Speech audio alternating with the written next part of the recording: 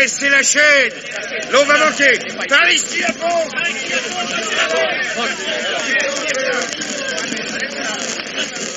Vous voyez le désastre, messieurs? Oui, les communs sont calcinés et il ne restera pas grand-chose du château. Mes braves pompiers et moi, nous avons fait l'impossible. J'en suis convaincu, monsieur le maire. Merci, monsieur le procureur. Après la sécheresse de ces dernières semaines, le vent qui s'est levé nous a désarmés. Plus grave encore est l'attentat dont a été victime monsieur de Clodieux.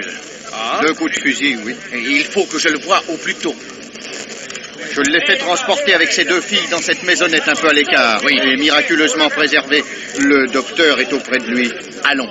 Voyez-vous un inconvénient, docteur, à ce que j'interroge le blessé? J'en vois beaucoup. Ah. Je viens de le martyriser pendant 1 heure pour extraire les grains de plomb dont ses chairs sont criblées, et la fièvre ne va pas tarder à le prendre. Mais il faut que le coupable soit retrouvé au plus tôt, et le témoignage de monsieur de Clodieux est capital. Si vous y tenez, soit, je dégage ma responsabilité. C'est par ici.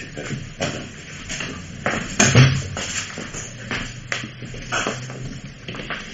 Ah, monsieur le comte. Pouvez-vous, monsieur le comte, me dire ce que vous savez des événements de cette nuit? Peu de choses. Il devait être 11 heures. J'étais couché et endormi. Oui. Un grand bruit m'a réveillé. Une lueur très vive. Le feu. Je bondis hors de mon lit à demi vêtu pour m'élancer au dehors. À peine avais-je poussé la porte que j'entendis une détonation et ressentis au côté droit une affreuse douleur. L'assassin était à l'affût. Et l'incendie n'avait sans doute pour but que d'attirer le comte au dehors. Mais oui. Poursuivez, monsieur. J'ai fait quelques pas. Second coup de feu. Atteint à l'épaule, je trébuchais. La tête me tourna, je tombais. Et vous n'avez pas entrevu le meurtrier? Rien qu'une ombre qui surgissait de derrière une pile de fagots et disparaissait dans le parc.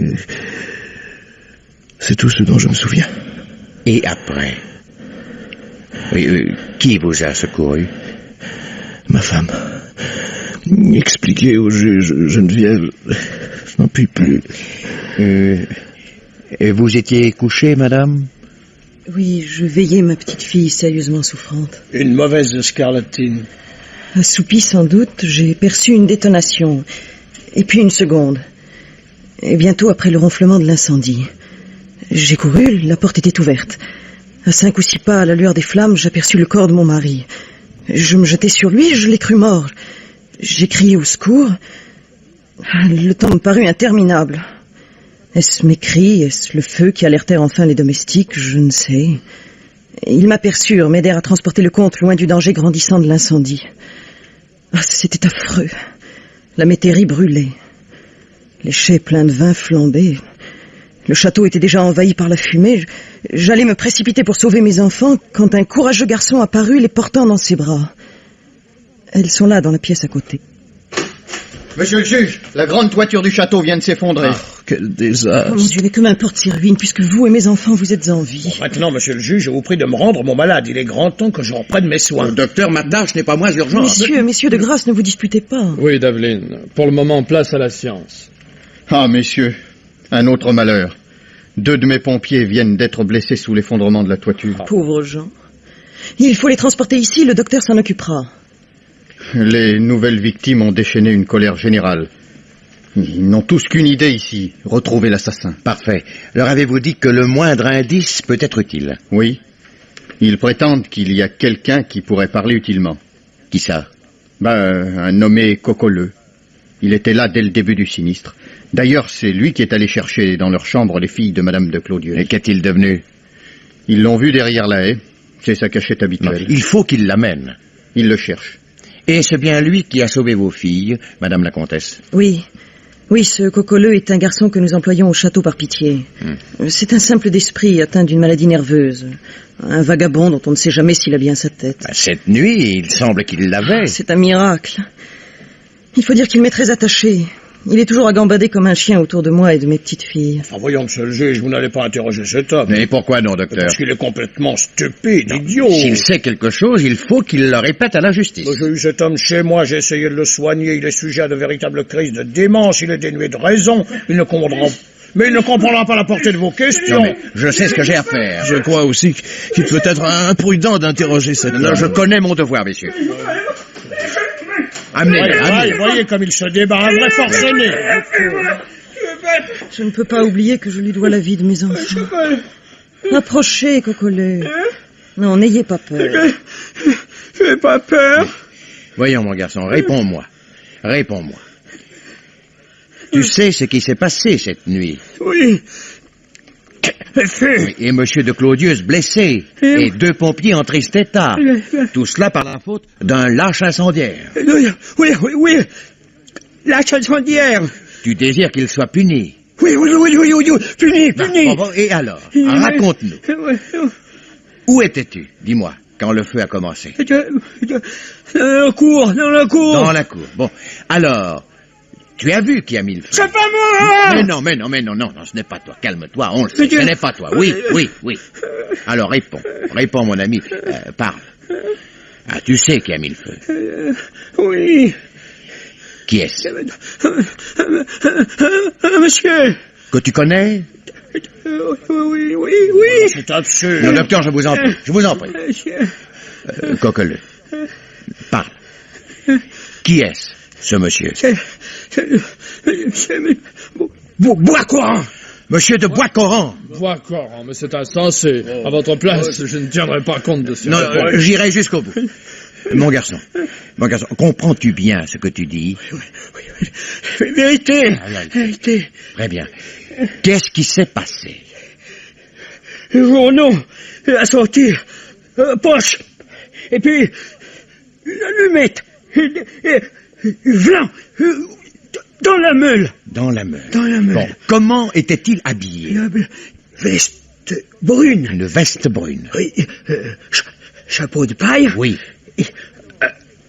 Pantalon rentré dans les bottes. Vous l'entendez, monsieur, c'est bien là un costume habituel De votre ami Bois-Coran. Un enquêteur n'a plus d'amis. Alors, Coqueleu, allez, continue. Parle. Après. Oui, après. Qu'a fait monsieur de Bois-Coran? Il s'est mis derrière des fagots avec son fusil et pam! Il a tiré. Non, mais c'est monstrueux. On ne peut laisser cet idiot accuser un galant homme. Mon ami, je vous en prie. Dites à mon mari, docteur, qu'il doit rester calme. Tout ça est de la folie. Non, Coqueleu. Alors. Non, calme-toi, écoute-moi. Coqueleu, qu'as-tu fait? Pourquoi n'as-tu pas appelé? Pouvez pas. Mais pourquoi? Réponds. J'ai tout fait comme ça. Oui. Calme-toi, Coqueleu. Oui, c'est ça. Regarde, ma crise prévue, il n'y a qu'à l'emporter, les tendre à l'air. Je m'en occupe, docteur. Allez, viens. Allez, emmenez-le. Monsieur de Clodius, pouvez-vous me dire quelles étaient vos relations avec monsieur de Bois-Coran? Oh, c'est rare. Il habite surtout Paris. Moi ici, nous n'avons ni le même âge, ni les mêmes opinions. Mais je sais que des conflits d'intérêts vous séparaient. Oh, des histoires de chasse, de droits de pêche. Oui, on a parlé dans le pays d'altercations violentes. Quelques mots un peu vifs. Vous l'avez menacé, il vous a même couché en joue, oui, monsieur de Bois-Coran me l'avait raconté à l'époque. Et voici l'enquêteur utilisant les propos de l'ami. Je poursuivrai ma tâche, docteur, comme je l'entends. Et moi, je vous prie de me laisser m'occuper de mes blessés. Monsieur le juge, il y a là d'autres témoins qui demandent à vous parler. Bon, mais pas ici, en tout cas. Monsieur de Clodius a besoin de calme et de repos. Je vous prie de me laisser seul, ici, en paix, faire mon métier. Soit. Monsieur le maire, voulez-vous faire porter dehors des chaises et une table? Je les interrogerai en plein air. Venez avec moi, messieurs. Vous les avez entendus, monsieur le procureur. Et vous aussi, monsieur le maire. J'ai voulu que vous assistiez à ces témoignages.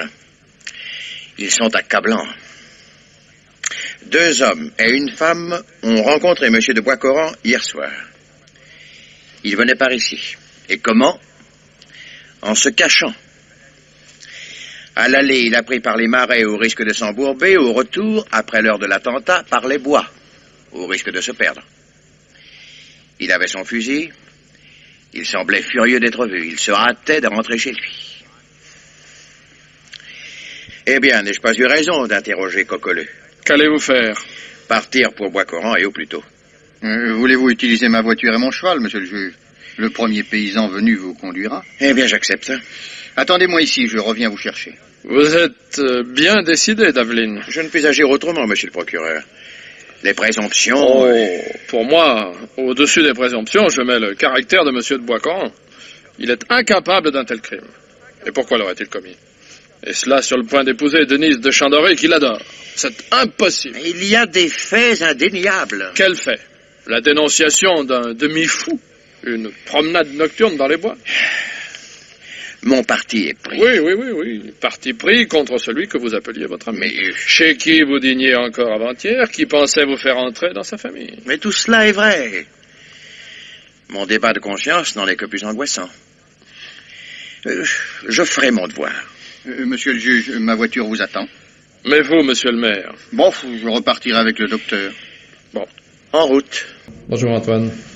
Bonjour, messieurs. Antoine, votre maître est-il levé? À l'instant. Il est rentré assez tard. Ah oui? Vers quelle heure? Oh, pas avant minuit. Monsieur va être bien content de votre visite. Je vais le prévenir. Non. Conduisez-nous à sa chambre. Il n'a pas fini de s'habiller. Faites ce qu'on vous dit, Antoine. Je vous en prie, Antoine. Qu'est-ce que cela veut dire?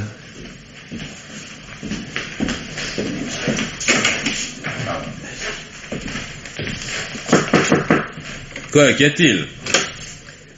Ces messieurs désirent... Ah, c'est vous, Daveline. Et ce cher procureur, la bonne surprise. Une vraie descente de justice. En effet. Je vous tends la main, mon vieux. Monsieur de Bois-Coran, ce n'est pas l'ami qui se présente chez vous aujourd'hui. C'est le juge. Le juge? Quelle est cette plaisanterie? Ne riez pas, c'est grave, Bois-Coran. Montrez-moi vos mains, monsieur. Mes mains?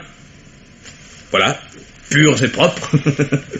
Et quand les avez-vous lavées pour la dernière fois? Hier soir, en rentrant. Je ne comprends pas... Non, pardon. Qu'est devenu l'eau dont vous vous êtes servi? Elle doit être à côté, dans mon cabinet de toilette. Là, tenez. Très bien. Permettez. Monsieur le procureur. Et voyez, l'eau est noire et sale. Oui. Je vois. Monsieur de Bois-Coran. Oui. Et vous avez donc manié du charbon? Des matières enflammées? Évidemment, j'avais oublié mes allumettes. J'ai enflammé du papier pour allumer mon cigare. Enflammé. Et comment? Avec une cartouche dont on enlève la charge de plomb pour la remplacer par un morceau de papier. Tous les chasseurs connaissent ce moyen. Cette enveloppe de cartouche a été justement trouvée tout à l'heure. Vous la connaissez? Mais pourquoi pas? Je suis seul dans le pays à en posséder de ce modèle. Après, j'ai dû l'acheter. Savez-vous où elle a été trouvée? Ah, ma foi non. Il y a des enfants qui les ramassent pour jouer avec, vous savez. Oui. Où avez-vous passé la soirée d'hier? Je me suis promené. Votre fusil sur l'épaule? Je l'emporte toujours. Vous n'êtes rentré qu'à minuit? Oui, il faisait si beau. Où êtes-vous allé? Mais... vers Bréchy. Je vais avoir mon marchand de bois. Vous l'avez vu? Non. Je ne crois pas. Vous n'êtes pas allé à Bréchy. Vous avez, vers 9h, traversé le bois de Roche-Pommier. Peut-être bien, un détour, en me promenant. Et vers 11h, vous franchissiez les marais de la Seille. Ah, certainement pas. Vos bottes, que je vois là, sont couvertes de boue. Les prairies près de chez moi sont toujours humides pendant la nuit. Vous avez été rencontré à proximité des marais. Un chemin qui conduit, vous savez où? Comme celui des bois de Roche-Pommier, d'ailleurs, vers le château des Clodieuses. Vers Valpinçon. J'affirme que... Non. N'affirmez pas. C'est près de Valpinçon aussi qu'a été trouvée cette enveloppe de cartouches. Si j'avais été du côté de Valpinçon, quel intérêt aurais-je à le nier? Je vais vous le dire. Hier soir, entre 10 et 11 heures, le feu a été mis au château. Le feu? Oui. Vous n'avez entendu ni le tambour ni les cloches. Vous n'avez pas vu les lueurs de l'incendie. C'est étrange. Dans le creux où est ma propriété, c'est normal. Bruits et lumières sont étouffés par les bois. Et hier soir, on a tiré 2 coups de feu sur M. de Claudieuse. L'incendiaire, l'assassin. Ne serait-ce pas vous? Comment? Oui, monsieur de Boiscoran. Vous osez me poser cette question? Répondez. Moi, l'auteur d'un tel crime si odieux, comment pouvez-vous croire une chose pareille? Mais on vous a reconnu. Quel est le misérable menteur? Coqueleux. Mais vous croyez ce pauvre idiot? C'est épileptique. Je crois aussi ceux qui vous ont rencontrés. Je crois les souillures de vos habits, l'eau salie de charbon, l'emplacement où la cartouche a été trouvée. Vous vous prétendez innocent. Alors pourquoi mentir sur l'emploi de votre soirée, sur le but de votre soi-disant promenade? Qu'avez-vous fait de 8h à minuit? Je vous ai dit tout ce que je pouvais vous dire. Non, prenez garde, Boiscoran.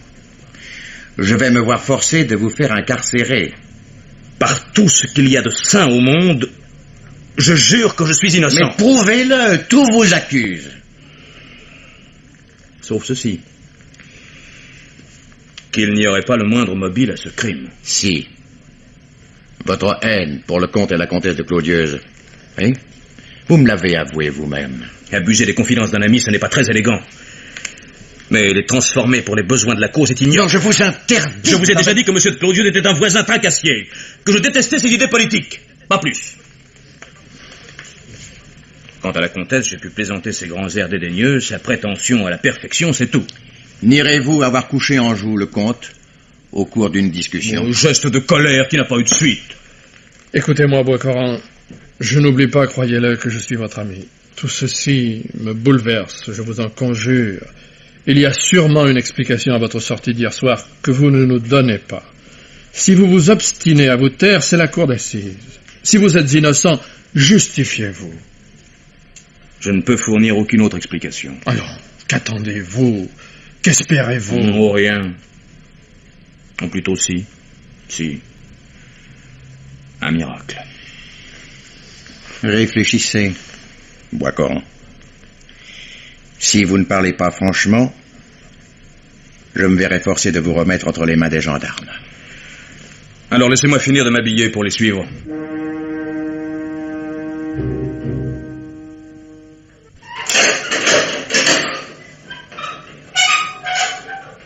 Monsieur de Boiscoran, mademoiselle de Chandoré est là. Denise, vous dans la prison, à cette heure. C'était la seule où votre gardien pouvait me faire entrer secrètement. Merci, mon brave.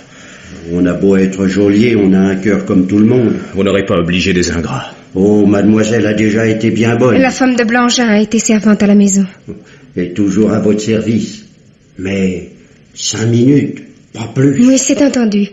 Allez, Blangin. Oh, Denise, vous êtes venue. Quelle joie. Il fallait que je vous voie, que je vous parle. Il s'agit de notre bonheur. Il s'agit surtout de votre honneur, Jacques. Oh, qu'en a-t-on fait? M'accuser, moi? Je n'ai pas douté un instant de votre innocence. Mais les autres? Vos parents, les miens, vos vrais amis pensent comme moi. C'est en leur nom à tous que je suis là pour vous supplier. Mais vous obstiner à vous taire, c'est courir à l'abîme. Je ne peux agir autrement que je le fais. Votre premier devoir est de vous disculper, enfin réfléchissez. Réfléchir, mais je ne fais que cela depuis 3 jours. Mais me disculper, c'est accuser. Mais il le faut pourtant. Et si je me trompais? Mais dites au moins vos soupçons. Je n'ai pas de preuves à donner. On en cherchera. Il n'y en a pas. Ah, il semble que toutes les mesures ont été prises pour faire retomber le châtiment sur ma tête. Mais pourquoi? Oh, il y a des haines qui savent organiser de pareilles vengeances. Mais au-dessus de tout calcul, il y a la vérité, il faut la dire. Cela m'est impossible. Elle est donc si affreuse. Elle est invraisemblable. Mais à moi, votre ami, votre fiancé, vous pouvez tout avouer. À vous, moins qu'à tout autre. Et si je vous suppliais au nom de notre amour? Non, ne me torturez pas, Denise. Il y a de la boue dont je me refuse à salir votre robe de noces. Qu'allons-nous devenir? Espérons. Quelqu'un d'autre poussé par le remords parlera peut-être. Et sinon? Ah, sinon. Alors, vous déciderez-vous? Non, Denise. Non, c'est plus grave encore que vous ne pensez. Je connais le pays. Cette vérité, si j'avais le droit de la révéler, risquerait d'aggraver mon cas. Le docteur Seignobos avait donc raison. Vous l'avez vu? Plusieurs fois. C'est le plus acharné de vos défenseurs. Il m'avait prévenu que vous vous obstineriez à vous taire. Ah, il semble en avoir deviné plus qu'il ne le dit. Il est au courant de votre venue près de moi? Il m'y a fort encouragé. Et si j'échouais dans mes supplications, il désire vous parler lui-même. Voilà. Il faut que vous simuliez un malaise pour demander une consultation. À quoi bon? Non, écoutez, promettez-moi de l'appeler. Je vous promets. Ah, Denise. Denise, quoi qu'il arrive, gardez-moi votre confiance. Je vous permets, Jacques, de me prendre dans vos bras. Denise. Quelle meilleure preuve. Chère Denise. Mademoiselle, le temps presse. Moi, je risque gros. Oui, je vous suis. Adieu, Jacques. Non, au revoir. Oh oui, soyez tranquille. Je reviendrai bientôt. Le docteur Seignobos est là. Vous m'avez fait demander, Boiscoran? Oui, docteur. Un malaise. Je vous laisse, docteur. Vous m'appellerez pour sortir. Ah, merci.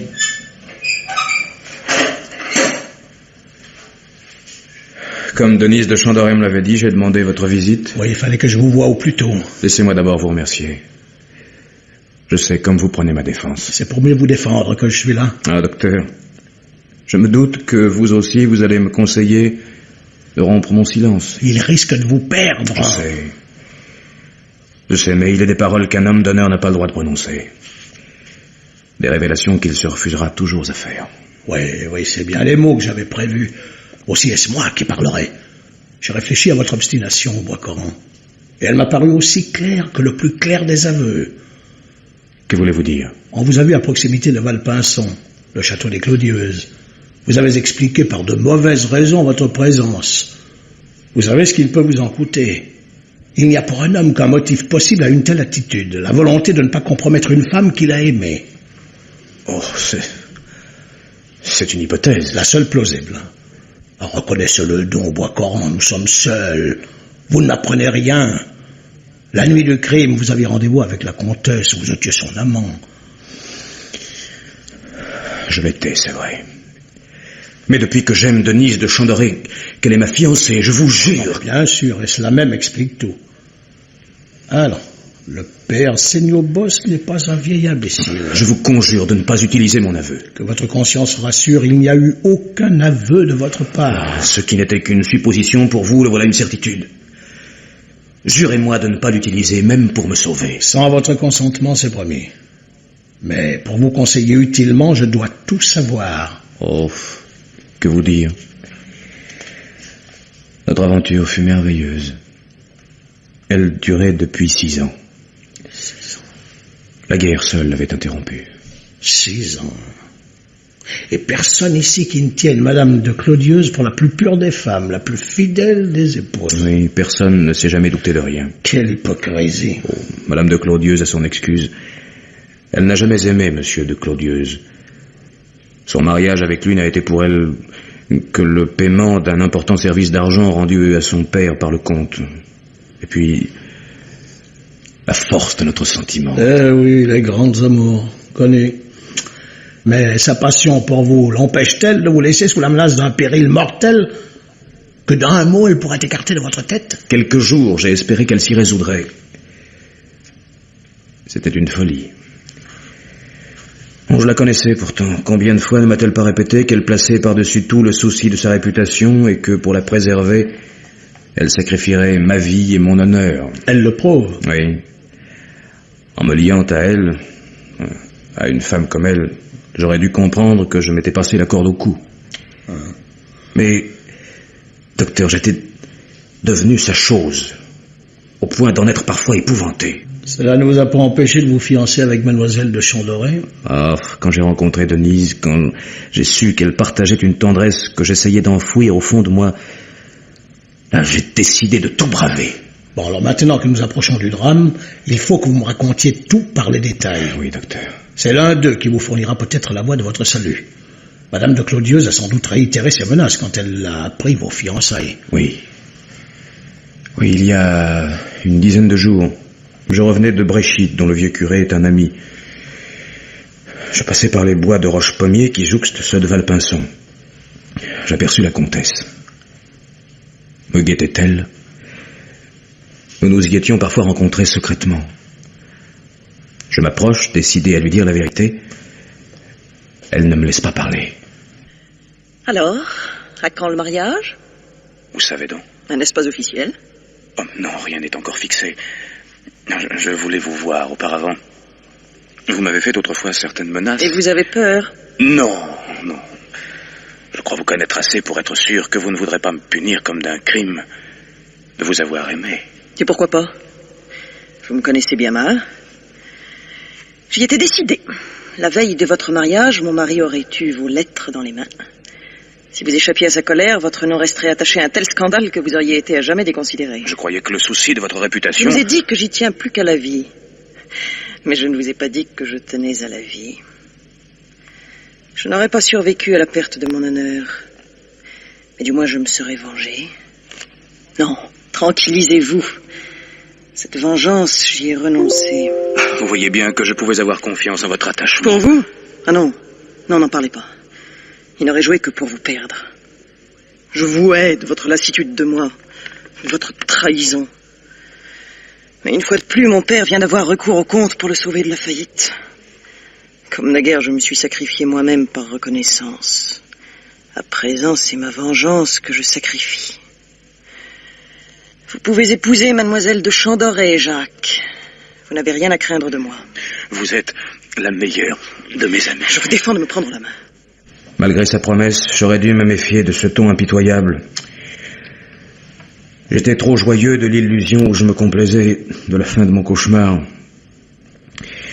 Quand elle me fixa rendez-vous pour jeudi dernier à l'entrée du bois de Valpinçon, près des chais, afin que je lui rende ses lettres, j'acceptai sans plus réfléchir. Quand je revis Denise, nous avons fixé la date de notre mariage. Après mes angoisses, une sorte d'enivrement me possédait. C'est dans cet état d'esprit que je m'acheminais le soir tombé vers ce rendez-vous, sans penser qu'il pouvait être un piège. Ah, vous avez été bien imprudent, Boiscoran. Oh oui. Oublieux des précautions que Madame de Clodieuse m'avait si souvent recommandées, je m'acheminais dans un état d'euphorie stupide, me contentant de suivre les chemins détournés. J'eus le tort de ne pas me dissimuler, comme il m'était facile de le faire pour éviter des rencontres, d'ailleurs inhabituelles à cette heure-là et dans ces parages. Mais mon malheureux destin était écrit. Oh. Je n'avais d'ailleurs pas encore commis ma pire imprudence. Vous m'effrayez. La nuit était venue. À travers les arbres, j'aperçus la silhouette de Madame de Clodieuse. Je m'approchai. Voilà un grand moment que je vous attends. Vous avez pu vous libérer sans difficulté? Mon mari est couché. Ne peut-il s'étonner de votre absence? Non, je dois veiller sur la plus jeune de mes filles qui est malade. Je me suis esquivé par la buanderie. Vous avez mes lettres? Oui. Les voici. Et voici les vôtres. Nous allons les brûler ici même. Oh, ne craignez pas que les flammes attirent l'attention. Non, j'ai choisi l'endroit. Cet amas de pierre fera écran. Donnez-moi des allumettes. C'est que je n'en ai pas. J'ai laissé ma boîte hier chez Monsieur de Chandoré. La jolie Denise vous fait perdre la tête. Simple oubli, mais... Attendez, j'ai mon fusil et il y a un moyen bien connu. J'enlève une cartouche, je remplace les plombs par un morceau de journal qui s'enflammera quand je tirerai. Et le bruit de l'explosion? Non, je l'étouffe en appuyant l'arme contre terre. Là.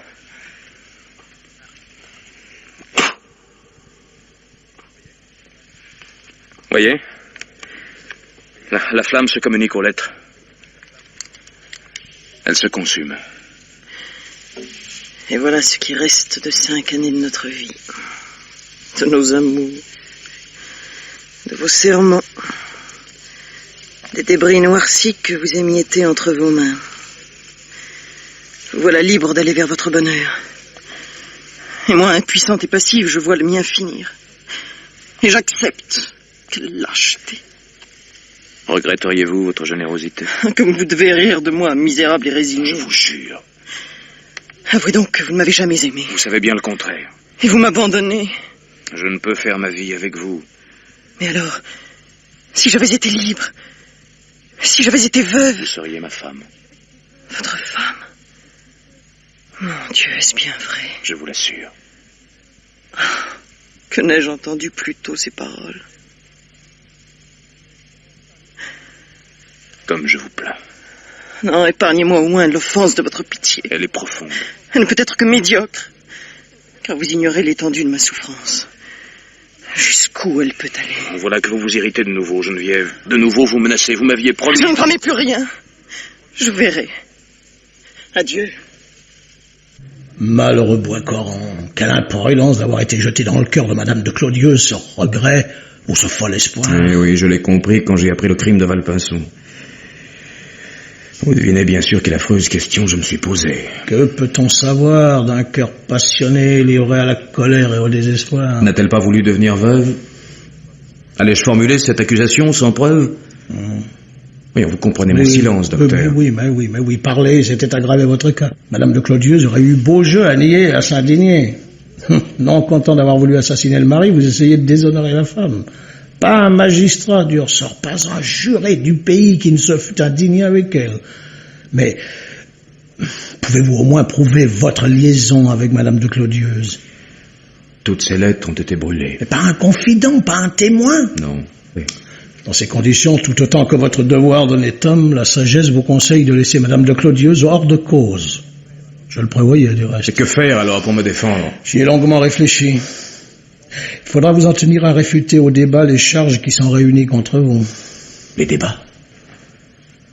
Ce sera dans la honte du procès, des assises. Mon ami, il ne faut penser qu'à votre acquittement. Voyons. D'abord, votre sortie nocturne. Elle peut être expliquée facilement. Vous vous serez rendu chez le curé de Bréchy pour prendre avec lui toute disposition pour votre mariage dont vous veniez de fixer la date. Oui. Vous n'avez pas voulu en parler, car cette hâte à vous confesser pouvait vous entraîner sur la voie d'un aveu que vous vous refusiez à faire. Oui. Et puis le curé était absent ce soir-là. Ça, je l'ai vérifié. Ensuite, vos mains sales. Elles l'ont été par le papier noirci, enflammé, comme vous avez dit d'avoir fait pour rallumer votre cigare. Quant aux témoins qui disent vous avoir rencontré, ils prouvent au contraire que vous ne vous dissimuliez pas, comme vous l'auriez fait si vous aviez eu de coupables desseins. Ces explications sont plausibles, mais elles ne suffiront pas. Je sais, il y a l'accusation de Cocoleux. Depuis lors, il s'est enfermé dans un mutisme complet, ne sort de son hébétement que pour tomber dans ses crises ordinaires d'épilepsie. Je l'ai du reste fait entrer à l'asile. C'est lui qui pourrait m'innocenter s'il rétractait sa déclaration. Et oui, il le pourrait, s'il le voulait, car je ne l'ai jamais cru aussi idiot qu'il cherche à le paraître. Mais seule Madame de Clodieuse a de l'influence sur ce vilain bonhomme. Seule, elle serait capable de l'y décider. Depuis que j'ai été arrêté, j'ai espéré qu'elle interviendrait, qu'elle agirait. La peur de se compromettre la paralyse. Oui, enfin, moins que ce ne soit celle de prendre ma place ici. Écartez cette idée qui ne vous mènerait qu'au pire. Et même si la comtesse était suspectée, vous passeriez pour son complice. La corde est bien serrée à mon cou. Donc tenez-vous-en au système de défense que je vous ai exposé. Expliquez-le à Maître Magloire, votre avocat. Hélas, j'ai l'impression que lui non plus n'est pas convaincu de mon innocence. Docteur, sachez que je n'accepterai pas de vivre entaché de soupçons, même acquitté. Et seule la découverte du véritable criminel vous en laverait. Ah, je le sais, j'y pense, mon bon ami, croyez-moi. Docteur, mademoiselle de Chandoré m'avait promis de revenir. Pouvez-vous lui dire que j'implore sa visite? Je connais Denise. Elle sera là demain. Oh, Denise, comme vous êtes bonne d'être accourue. Depuis ce matin, j'ai l'oreille aux aguets. Le docteur m'a fait votre commission, mais je serai venu en tout cas. Vous êtes là. Vous êtes là, je suis heureux. Oh non, Jacques. N'essayez pas de m'abuser avec votre pauvre sourire. Je devine ce que peut être pour vous la perspective de passer en cour d'assises. Oui. Mais je voudrais éviter cette honte à tout prix. Vous pouvez m'aider. Mais je ne songe qu'à cela. Voici, Denise, ce que j'ai à vous demander. Non, écoutez, laissez-moi parler la première. Jacques, il faut fuir. Fuir? Oui, je me suis mise d'accord avec Blangin. Vous l'avez payé encore? Ah oui, qu'importe. Il y a dans le couloir de votre cellule un accès secret à un souterrain qui aboutit assez loin du mur de la prison. Blangin vous l'indiquera. Un cheval vous attendra à proximité dans la nuit. En quelques heures, vous pouvez être au port le plus proche. Et un bateau vous mènera en Angleterre. Non, non, c'est impossible. Je ne puis pas abandonner tout ce qui m'est cher. Vous. Vous ne partirez pas seul.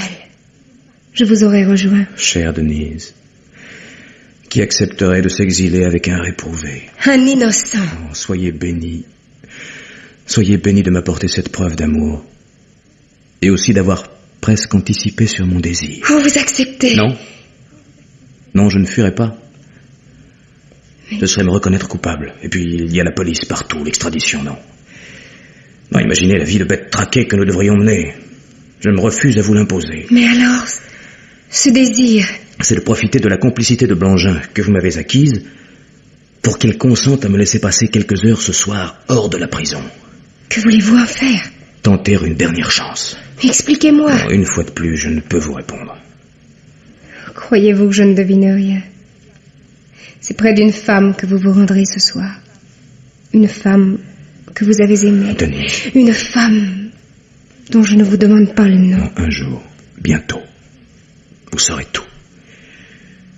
Jusque-là, Denise, il faut que vous ayez en moi une confiance aveugle. J'aurai toujours confiance en vous, Jacques. Je désire voir la comtesse de Claudieuse. À cette heure-ci, madame est retirée dans sa chambre. Il faut absolument que je lui parle. En ce cas, veuillez attendre.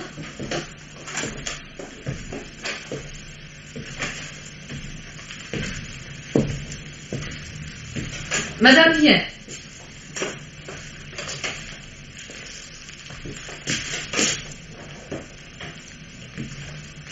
Vous? Ici? Oui, moi. Vous disiez, il est en prison, je puis dormir tranquille. Il n'a pas de preuves, il ne parlera pas. Vous pensiez que tout était dit. Eh bien non. Et vous osez paraître devant moi? Assassin! Incendiaire! C'est vous qui osez me traiter ainsi. Oui, moi, à qui vous ne pouvez pas nier votre crime. Moi qui en sais la cause. Vous avez pensé que j'allais exécuter mes menaces. Vous avez eu peur du scandale. Qui aurait-il le plus atteint? Vous ou moi? Vous avez eu peur de la colère de mon mari. En l'assassinant, vous avez cru pouvoir vous mettre à l'abri. Cessez cette comédie. Vous savez que je suis innocent. Si vous étiez innocent, qui serait coupable? Vous. Oh! Oh, c'est monstrueux! Vous pensiez, étant veuve, m'enchaîner à la chaîne qui nous liait. Par compassion, j'avais été assez fou pour vous dire que si je me mariais avec une autre, c'était parce que vous n'étiez pas libre. Alors... Mais est-ce alors seulement... L'épouvantable idée vous est venue? À mon tour de dire cessez cette comédie. Comment osez-vous m'accuser? Faut-il donc une affreuse pensée d'une seconde se paie? Vous l'avouez! Vous croyez à ma culpabilité, moi à la vôtre. Nous ne nous convaincrons pas. Alors finissons-en. Dites pourquoi vous êtes venu ici. Mais qu'attendez-vous de moi? Que vous m'aidiez à sortir de l'abîme où je sombre. On avoue notre liaison? À quoi cela servirait-il? Ce serait me perdre sans vous sauver. Non. Notre funeste aventure... Funeste. Longtemps tu l'as trouvée si belle. Où nous a-t-elle conduit? J'accepte de la laisser dans l'ombre. Seulement, je pose une condition. Du chantage encore. Vos insolences ne m'émeuvent pas. Vous seul avez de l'influence sur ce misérable fou qui m'a dénoncé. Obtenez de lui qu'il se rétracte. Mais comment intervenir sans me comprendre? Ah, ne marchandez pas! Il faut, je vous le répète, que cet infâme cocoleux qui vous est soumis comme un chien reconnaisse qu'il a menti. Et puisqu'il est mon unique accusateur... Ce sera plus l'unique. Il y aura moi. Vous, écoutez-moi, mon ami, je vais vous expliquer. Et quoi donc? Que vous êtes la plus traîtresse des femmes. Je me suis traîné jusqu'à cette porte, j'ai tout entendu. Vous avez une arme à la main, monsieur. Venez. Je ne me défendrai pas. Non. C'est la cour d'assises qui me vengera.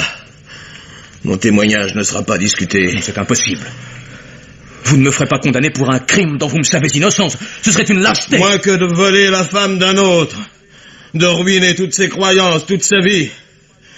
Je ne sais même plus si ma dernière fille est de moi. Je vous jure. Je ne vous crois plus. Vous avez pris mon honneur, monsieur. Je veux le vôtre. Je déclarerai que je vous ai reconnu. Vous irez au bagne, monsieur de Boiscoran. Oh, mon Dieu. Mon Dieu, qu'avez-vous? Je suis à bout de force. Je meurs. À l'aide. Il est évanoui. Au secours! Laissez-moi vous aider. Non, sortez d'ici! Je suis perdu.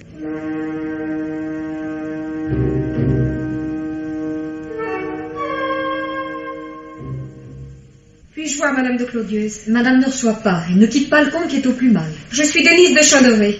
Elle me recevra, moi. Je vais voir. Oh, Jacques, comprendras-tu jamais la preuve d'amour que je t'aurais donnée en venant supplier cette femme? Je viens moi-même vous signifier qu'il m'est impossible de vous recevoir dans l'état où est mon mari depuis hier. Je retourne auprès de Ah, lui. madame, ne vous retirez pas ou je vous suivrai de force. C'est devant le comte que je parlerai. C'est à lui que je crierai l'ignominie de sa conduite. Accuser un innocent. Mon mari croit monsieur de Boiscoran coupable comme je le crois moi-même. Vous? Mais c'est impossible. Je ne vous comprends pas. Vous me comprenez très bien. Monsieur de Boiscoran m'a tout raconté. Il était votre amant. Et votre mari, en faisant sa fausse déclaration au juge, s'est vengé. Mais si vous avez aimé Jacques, si vous l'aimez encore, comment pouvez-vous ne rien faire pour le sauver? Enfin, vous ne pensez qu'à sauvegarder votre réputation. Vous n'avouez pas le motif de sa venue le soir du crime à Valpinçon. Vous refusez d'intervenir auprès de son accusateur et maintenant vous refusez à un prêtre l'accès auprès du mourant. Vous avez peur d'une rétractation qui remettrait tout en question. Mais enfin, quelle femme êtes-vous donc? Ce que je suis. Je vais vous le dire. Vous ignorez ce que peut être le cœur d'une femme qui a aimé pour la première fois, qui aime encore, et qui se voit abandonnée pour une autre. Eh bien oui, c'est vrai, mon désir de vengeance l'emporte, et je n'entends pas qu'elle m'échappe. Je vous en apporte une autre aussi terrible. Laquelle? C'est un marché. Sauvez Jacques. Et moi, je jure d'entrer au couvent, de disparaître pour toujours aux yeux du monde. Vous feriez cela? Pour que Jacques obtienne sa réhabilitation, oui. Vous y tenez donc plus qu'à votre bonheur? Oui. Et qui me garantit que si Jacques est reconnu innocent, vous tiendrez votre promesse? Je le jure sur mon amour. Monsieur le comte se sent très mal. Il réclame madame. Je viens. Non, ne vous éloignez pas sans avoir promis. Vous voyez, madame, voyez, je me traîne à vos genoux. Je vous supplie au nom de l'amour que Jacques a eu pour vous. Au nom de l'amour que Jacques a eu pour moi. Relevez-vous, mademoiselle. J'accepte. Que dois-je faire? Appelez le curé de Bréchy qui saura faire comprendre au comte qu'il ne peut mourir avec un tel poids sur sa conscience. Je vais chercher aussitôt monsieur le curé. Et moi, je vous jure de tenir mon engagement. Non. Comment? Que me servirait d'exalter encore l'amour de Jacques par la grandeur de votre sacrifice? Non, que Jacques sache seulement que c'est moi qui vous aurai de plein gré libéré de votre terrible serment. Adieu, mademoiselle de Chandoré. Adieu, madame. Vous me demandez, monsieur le procureur? Oui, mon cher juge. Pour une information urgente, le curé de Bréchy sort de mon cabinet. Il vient de recevoir la confession de monsieur de Clodieuse. Et celui-ci, avant de mourir, a signé cette déclaration. Lisez. Quoi? Le comte déclare que son accusation était fausse? Oui, et que s'il n'a pas pu identifier son meurtrier, il est certain que ce n'était pas Jacques de Boiscoran. Voilà qui innocente celui-ci, il me semble. Pas si vite, monsieur le procureur. Il y a 48 heures, monsieur de Clodieuse me fait venir auprès de lui pour accuser formellement. Aujourd'hui, il avoue avoir menti. Que signifie ce revirement? Je n'oublie pas que le curé de Bréchy est un ami de Boiscoran et que son influence a pu arracher au comte un désaveu de complaisance. Ah, vous ne lâchez pas votre coupable. Je ne le relâche pas. Il reste assez de charges contre lui. Au reste, en s'évadant de sa prison, M. de Boiscoran n'a-t-il pas reconnu sa culpabilité? C'est une conclusion peut-être un peu facile. Donc, vous estimez toujours devoir faire passer M. de Boiscoran en cour d'assises? Je n'ai pas à changer ma décision. Le docteur Seignoboy demande à être reçu par monsieur le procureur. Qu'il entre. Le plus acharné défenseur de Boiscoran voudrait bien savoir le résultat de la manœuvre du curé. Manœuvre. Vous êtes dur pour cet homme respectable. Je ne considère que la cause de la justice. Bonjour, docteur. Je suis content de vous trouver réunis, messieurs. Je parie que vous venez aux nouvelles, docteur. Ma foi, non, c'est plutôt moi qui vous en apporterai. Peut-on savoir lesquelles? Ce n'est qu'à l'hôpital que je peux vous les faire connaître, si vous acceptez de m'y accompagner. Notre cher juge est seul maître de son instruction. Vos nouvelles sont d'importance, docteur? Capital, croyez-moi. Nous vous suivons. Mais c'est vers le pavillon des fous que nous nous dirigeons. En effet. C'est là qu'un petit spectacle se déroulera, messieurs, à votre intention. Ah. J'ai fait aménager une cellule d'où nous pourrons y assister sans être vus. Entrons doucement. Et là-dessus, mon fieu, qu'est-ce que tu dirais dans votre coup à boire, hein? C'est pas de refus, cette idée. Ils sont déjà à moitié ivres. Allez, encore un coup? Passe la bouteille. Ah, t'en avais pas de pareil à Valpinçon, hein? Que si. Il était fameux. Mais moi, j'avais mon truc pour entrer au cellier. Ah, tu dois le regretter, ce temps-là, hein? J'y étais pas mal. Hein? Et puis, il y avait madame, si bonne. Ah oui, hein, tu te serais mis au feu pour elle, hein? Au feu pour elle. Oui, qu'est-ce qui te fait rire, hein? Qu'est-ce qui te fait rire? Ce que tu viens de dire, mis au feu. Et bien sûr que je l'ai mis, le feu pour elle. Qu'est-ce que tu racontes? Ah, ça te brûle de savoir. Oh, moi, tes histoires. Si. Ça te brûle. Comme les fagots. Hein? Oui. À toi, je peux causer. Oui, t'es en copain. T'as toujours une bonne bouteille. Ah. Passe la bouteille. Allez, bois, mon fils, bois. Mais fois d'eau, Cocolé, je voulais brûler que les fagots. Seulement, ça a pris partout. Et pourquoi tu voulais brûler les fagots, là, les allumer, cette idée, pour faire sortir le comte. Ah, oui. Je te l'ai dit pour elle, madame. Oui. Je l'avais suivie quand elle revenait du jardin. Oui. Et elle répétait comme ça, elle dit, si j'étais veuve. Si j'étais veuve, j'aurais pu être heureuse. Si j'étais veuve. Alors, moi, j'ai voulu qu'elle soit heureuse, la brave madame. Oh, t'inventes. J'invente pas. Alors, qui est-ce qui a été chercher le fusil? C'est pas Cocolé, non? Bon, t'as trop bu. Bref que non, j'ai encore soif. Tiens, allez, tiens. Tu vois, ça glisse tout seul. Et quand le comte est sorti, qui est-ce qui l'a pas raté? Cocolé. Oh, allez, tu veux te faire plus mauvais que t'es. Alors, c'est toi qui as trouvé des petites filles, oui ou non? Cette idée. Alors? J'y ai pensé. En allant rapporter le fusil, là où je l'avais pris. Si on m'avait vu, si on m'avait vu, j'étais entré pour sauver les gosses. Dis donc, t'es pas bête, hein? Mais pourquoi que t'as accusé Boiscoran? Quand il est venu me tirer de ma cache, j'ai cru qu'on m'accusait. Alors, cette idée, moi j'aime mieux qu'on coupe le cou à un autre qu'à moi. Attention, docteur, il a tout essayez ça. Attention, frappez-le. Oh non, je me méfiais, j'ai la pointe solide. Les infirmiers.